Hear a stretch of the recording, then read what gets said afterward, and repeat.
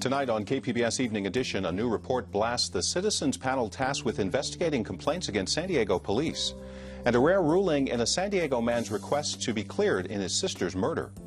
Also tonight, how a San Diego university is helping to change the justice system in Mexico. KPBS Evening Edition starts now.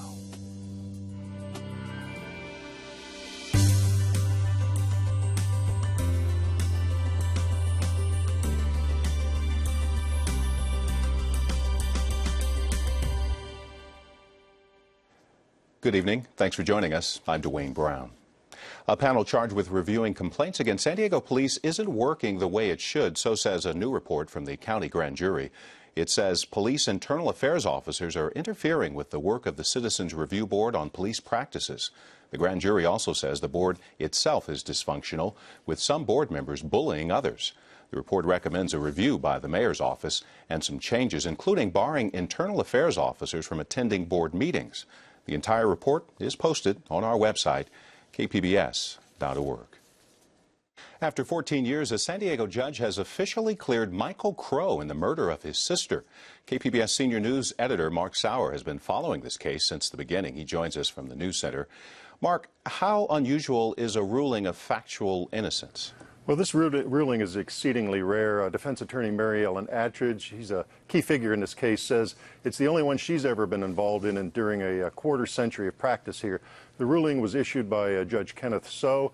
It declares that Michael Crow and his two friends, Josh Treadway and Aaron Hauser, are innocent beyond a reasonable doubt of killing Stephanie. And the Crow case has been in the headlines here and nationally for 14 years. Why is it so unusual? Well, you think that finding your daughter dead one morning would be the worst thing to ever happen, but the Crow family's shock and grief was compounded when Michael and his friends were falsely accused. It was a case, as attorney Milt Silverman argued, of Escondido police overlooking the far more likely suspect, Richard Tewitt. He was a mentally ill transient, eventually convicted in the killing.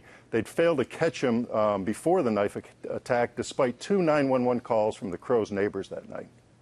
Is this finally the end of the case, you think? Well, never seems to end. The Crows have this innocence ruling. They have more than $7 million in a civil settlement, but Tewitt's conviction was reversed last year in a technicality, and he could get a new trial, though he remains in state prison for now.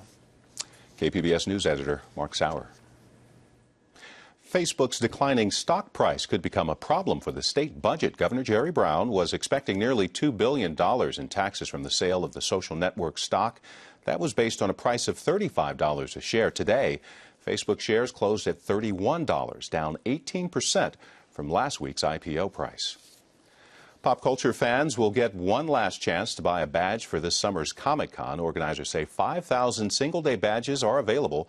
Buyers have until Thursday to get an online member ID through comiccon.org.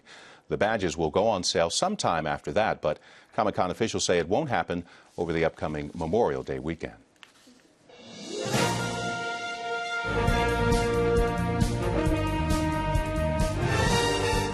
The 51st Congressional District runs along the border in San Diego South Bay and includes all of Imperial County. It's currently represented by Bob Filner, who's running for San Diego mayor. The two major candidates are both Democrats, but only one has made herself available for interviews. Amitha Sharma is talking with her at the roundtable. Denise Duchenne served in the California Assembly and Senate until she was termed out in 2010. Now she is running against Juan Vargas to represent the 51st Congressional District in Washington. Welcome, Denise.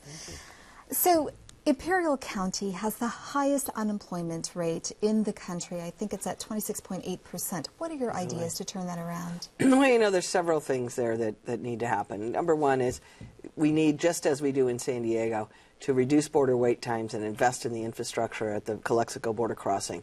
They need to renovate that crossing. We need to be able to move that traffic in to do buying and shopping and all of those things. We need to continue to work on things like the new geothermal projects that just broke ground that we worked on when I was in the legislature that are breaking ground now, renewable energy projects. And we need to maintain their agricultural economy and start building again.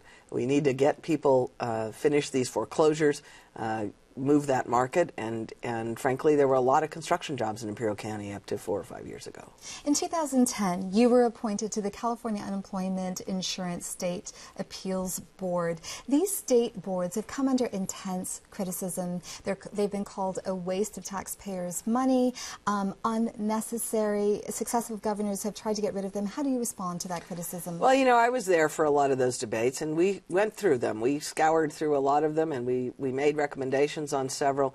Many of these boards are specially funded and have to do with, you know, regulating industries. This one in particular is a due process board. It's been in place since the 1940s when we first received unemployment insurance, and it is a board that serves an appellate capacity. If there are different ways to do it, you still have to find a way to do due process, and frankly, would be way more expensive in this case to go to court, which is what people would have to do if you didn't have those board and those judges in place to do that work. You're an immigration attorney. You say immigration issues are a big reason why you got into this race. As you know, the Republicans and the Democrats are far apart on immigration when it comes to a guest worker program, when it comes to the DREAM Act. If you were elected, how would you close the gap? Well, I'm hopeful that we can restart the discussion. You know, we were very close to a deal in '07. The Kennedy-McCain framework, I think, was sound. But there are other ways to look at it, and I'm hopeful to bring that practitioner's perspective that says, let's just throw out and talk about what ought to be quotas. It doesn't make any sense that countries like Mexico and Canada have the same quota as countries like Norway and South Africa. Let's be realistic about what our quotas are, what our workforce ought to look like, and we need to have both temporary visas and permanent visas, and we need to revisit the structure, basically, of what the visas are and simplify things. Your opponent, State Senator Juan Vargas, has received tens of thousands of dollars from the insurance and pharmaceutical industries. I read an editorial recently saying that if he were elected to Congress, that if health care reform went back to Congress for some reason, that he would vote against it. Do you hold that view? You know, I can't speak for him. I am very concerned about the fact that he seems very beholden to insurance industry, which, you know, going from, you know, he talks about my role at a state service, really, on the unemployment board, you know, but he went from being assembly chair to being insurance executive, assembly insurance chair to being assembly insurance executive, and now is back with insurance, who spent $2 million to elect him to the state Senate last year, in a district he does happen to live in, unlike this congressional district. I don't know what their ambition would be in Congress, but the notion that those interests are always there, and his other one now is banking. And again, he's stopping the homeowners' Bill of Rights because of the banking interests who support him. In 15 seconds, the June primary is right around the corner. There haven't been any debates. Why is that? You know, Senator Vargas canceled on both of them. They were scheduled. There was one scheduled here in March, one scheduled with KGTV in April. I had them on my calendar starting in January, and Mr. Vargas canceled each of them the week before they were to occur. We have to close it there. Denise Tucheni, thank you for speaking to us. Former San Diego Congressman Duncan L. Hunter has joined a new political action committee. The Fight for America Super PAC is launching a TV ad campaign opposing defense spending cuts. Hunter says if the $1 trillion in cuts are passed, it would be the greatest tragedy of the Obama administration. Last week, the House passed a $642 billion defense spending bill. A patriotic donation to thousands of San Diego military families was delivered by truckloads today. The items are a basic necessity for many families who have sacrificed so much this Memorial Day. People often on Memorial Day want to give back to our service members to thank them.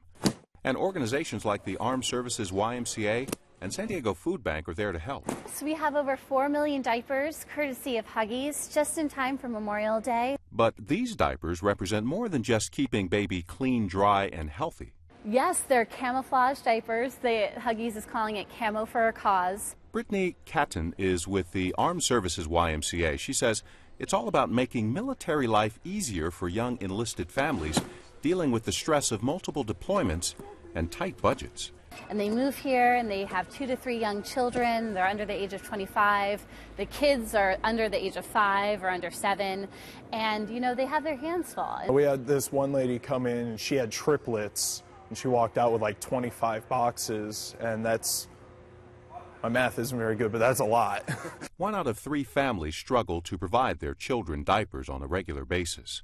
And at $27 a box, you can understand why. The food bank will store this supply, and it will be distributed to needy families from now through the Christmas season. If military families would like to see how they could possibly qualify for free diapers, they can visit militaryymca.org for more information.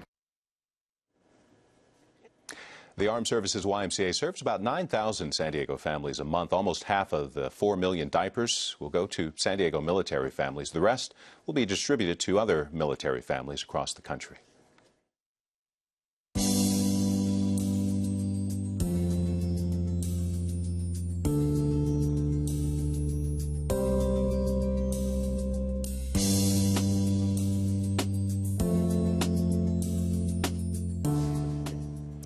Two San Diego City Council seats up for grabs could determine the political majority on the City Council. The newly revised 7th District now includes Linda Vista and Serra Mesa.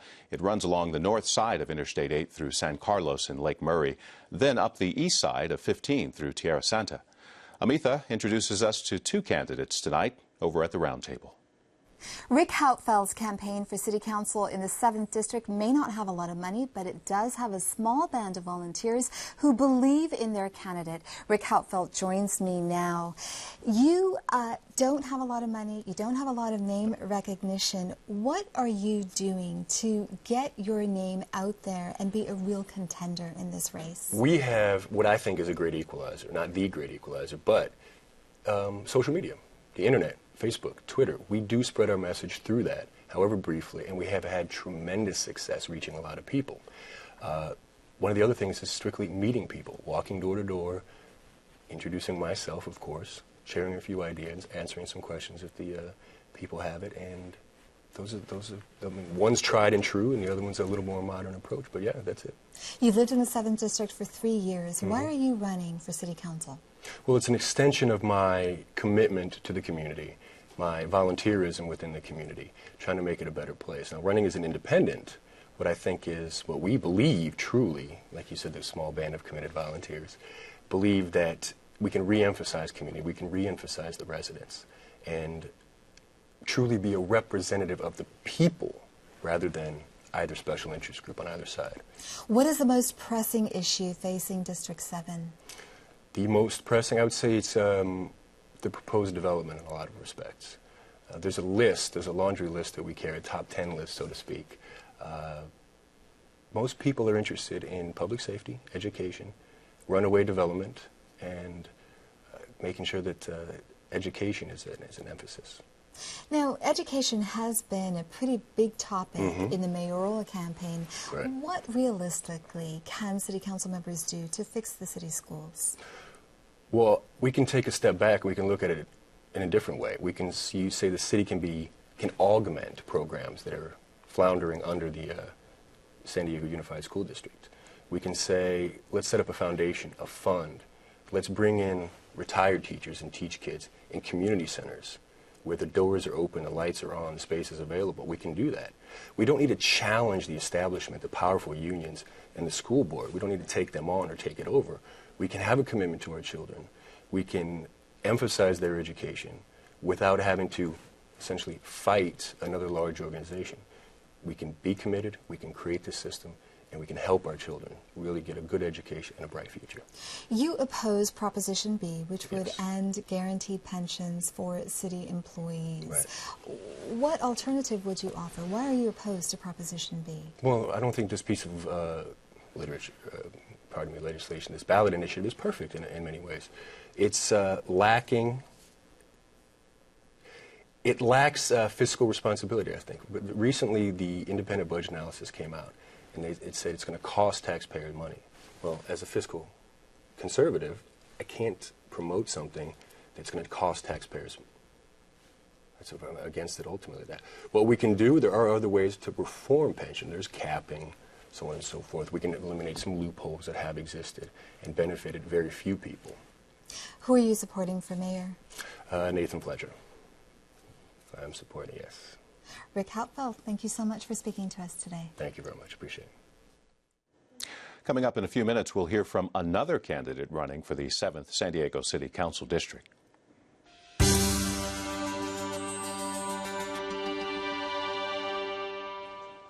Mexico is in the midst of a huge project to reform its criminal justice system. A key piece is the adoption of a new kind of trial process where lawyers argue their cases publicly in the courtroom. This means lots and lots of training. From our Fronteras desk, Jill Replogel tells us how a San Diego university is helping get the ball rolling. We're going to start by talking about the direct examination of witnesses and the techniques for doing it. This probably doesn't look like a typical law school classroom. The students are already practicing lawyers and law professors, some of them with decades of experience. They're gathered at a hotel in Tijuana to learn a completely new way of lawyering. An examination might go something like this. Where were you on the night? Why were you there? Oh, no, that's why were you there. Sorry. The 4-day training is a collaborative effort of the Autonomous University of Baja California in Mexicali, the University of San Diego Law School, and Transborder Institute. The trainings began 2 years ago after Mexico's federal legislature passed sweeping reforms to the justice system. Here's how the old system works. Usually the prosecutor investigated with the help of policemen, and the evidence that they gathered, for example, statements from witnesses were written down, and those written statements were produced in trial, and they had the value of evidence. The judge made his decision primarily based on those written statements. There was almost no examination and cross-examination of witnesses before a judge, like in a U.S. trial. And here's another curious aspect of the old system. Everybody had open access to the judges without anyone else being there. I can't imagine a system that would create more suspicion about the behavior of the judges. The Emmy Award-winning 2008 documentary, Presumed Guilty, brought international attention to the problems in Mexico's justice system. The film tells the story of a young man wrongly accused of murder in Mexico City. He's eventually found innocent, thanks largely to a husband and wife team of lawyers who exposed the lack of transparency and arbitrariness in the young man's detention and trial. But justice in Mexico is slowly starting to look different. By law, the 2008 reforms must be implemented by each of the country's 31 states by 2016. Some doubt this deadline can be met. It's a huge task. For one thing, the courts have to be completely redesigned. And then there's the training. In Baja California, the state justice system is training many of its own employees. But what about lawyers in private practice? USD and the public university in Mexicali can only train a small fraction of them. Nos falta trabajar un poco en el abogado. We have to work a bit more with private lawyers, who are the ones with the least access to training, because training costs money.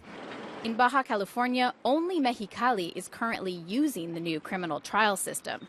The municipalities of Tijuana, Ensenada, and Tecate are scheduled to implement it in the coming years.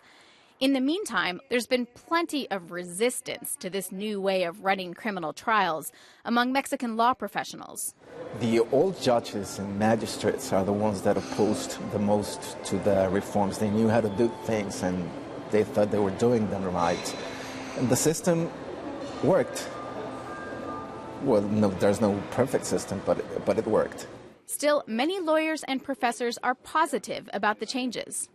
En la medida que se va aprendiendo, se va conociendo los alcances. As people begin to learn and understand the scope of the new system, they start to get the feeling that the system creates more transparency and benefits us all in the long run. The new criminal trial system will only be used for state crimes in Mexico. Federal crimes will continue to be tried under the old system. Our Fronteras reporter, Jill Replogel. And now back to the roundtable. Amitha speaking with another candidate for San Diego City Council's 7th District. Matt Kostrinsky is a native son of San Diego. Now he's running for the 7th District City Council seat to represent the same community he grew up in. Critics say he's a union guy. He says he's advocated on behalf of programs that benefit the public. He joins me now. Matt, your campaign literature says it is a watershed year for the country, for the state, and for San Diego. How is it a watershed year for the city? You know, I think you see where the city is going with all the divisiveness and the fighting we see. You see in the negative campaign mail. We have an opportunity to roll back that divisiveness and actually, instead of concentrating on downtown, let's concentrate on the neighborhoods, fix our neighborhoods that are crumbling. And that's what the watershed is, that we really have an ability to get back to the community, get back to the neighborhoods, fix our streets and potholes and our lack of public service and really do something about that. Otherwise, we're just going to keep going down this road where we see elected officials argue and things not get done. You've worked for labor unions. You're seen as pro-labor at a time when the city is trying to reform its city worker pensions. Are you embracing that label, or are you trying to distance yourself from it? How do you perceive that label? I think it's kind of funny. I said this. I was on Voice of San Diego interviewed me, and they said about me being a labor person. I said, if you want to equate what I've done the last few years, I'm a labor person, and Carl DeMaio can't be running as a businessman because all he's done is city council. I think you got to look at the totality, the entire thing of someone's credentials. I worked for a U.S. Senator for over 8 years. I've worked for the San Diego Chamber of Commerce, and now I work for a home care provider union, yes. And what do? We take care of seniors, disabled, and veterans to remain in their houses. We offer low-income people an opportunity to have the dignity and respect to stay with their family and friends in their neighborhood. And I'm proud of that. And if somebody wants to disparage that, that's their own issue. It's not mine. You're opposed to Proposition B, which would end guaranteed pensions for city workers. You say, look, the pension debt can be fixed if there is a wage freeze that's negotiated with city workers. What makes you think they'll accept that? Well, I'd say this is the mayor has, every time he's gone to the table and negotiated with the unions, he's gotten everything he's wanted. Over the last 7 years, the city employees have not seen a net increase in anything they've had, and you can see that. And so I think that, you know, working with unions, we've been able to do that. When I worked with the city of Chula Vista had a $8.4 million deficit mid-year. I was able to bring everyone to the table. We were able to find by cutting waste, by finding realigning government. We actually had our folks open up their contract, and we had people actually leave their jobs to find that closing. So workers live in San Diego. They want San Diego to work.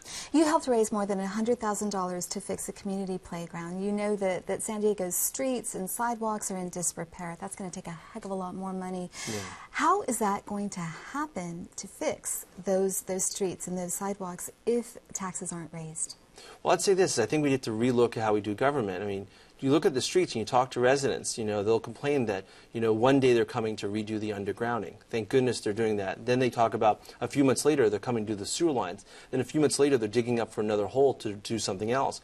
And that's the problem, is that we're not looking at the entire totality of the streets. How do we repave them? How do we rework the roads together? Not one compartment after another compartment, but bring the city together.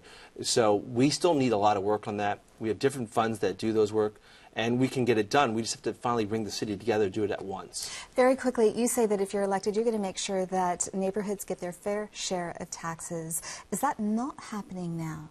It isn't. I mean, you look at the numbers for what even District 7 gets comparable. It isn't, but the intention, I mean, you look at the city, the council just voted for the convention center. Well, they're looking at over $1 billion for a convention center. Well, what about all the streets? I mean, they just said, okay, we're doing $75 million in a bond obligation for our streets.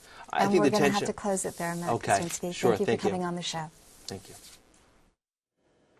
We also invited Republican candidate Scott Sherman, but he was unable to join us.